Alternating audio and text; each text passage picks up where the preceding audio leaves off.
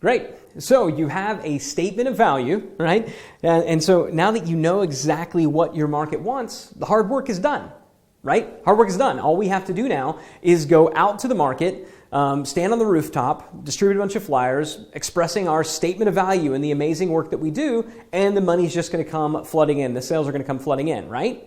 Right? Well, unfortunately, no, that's wrong.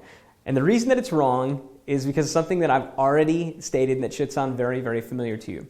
Remember, just because the market wants what you're offering, just because what you're selling is truly great, just because it does deliver an astoundingly amazing after, just because you did widen the value continuum as far as anyone could ever imagine, that doesn't mean they want it from you.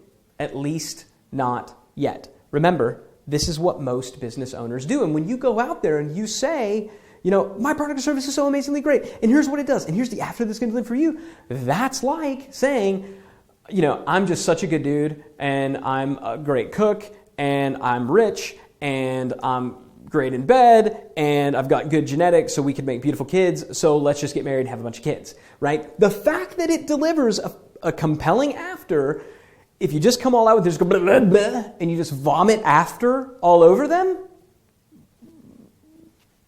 they're creepy, right? You're back in the freaking weirdo creepy mode, and so we don't want to do that. So remember, what we just did is we began with the end in mind.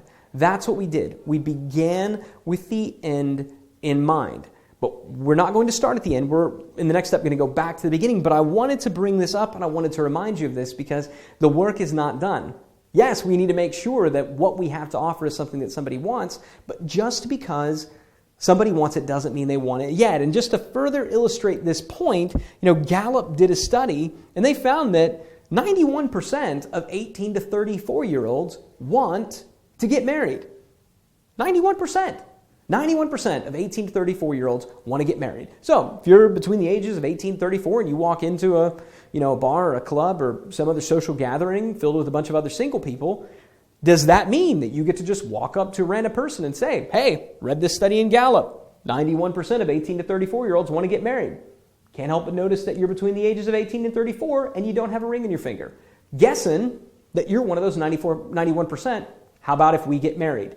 When you get slapped, or somebody freaks out, or best case scenario, they just laugh and think that you're being funny, you can't say, oh, well, that's probably because they were in that 9% that never wants to get married. No, it's not that your prospects and your visitors don't want to buy from you. It's not that they're not interested in the product or service that you have to offer. It's just that they want to, date first, all right? It's just that they want to date first. And that's why what we're going to be talking about and the conversion funnel that we've designed takes that into account. It's all about the date. It's all about using appropriate sequence and proportion following ordinary human interaction. And it's important for a number of reasons, much of which has to do with why people doubt. But I'll save that for the next video.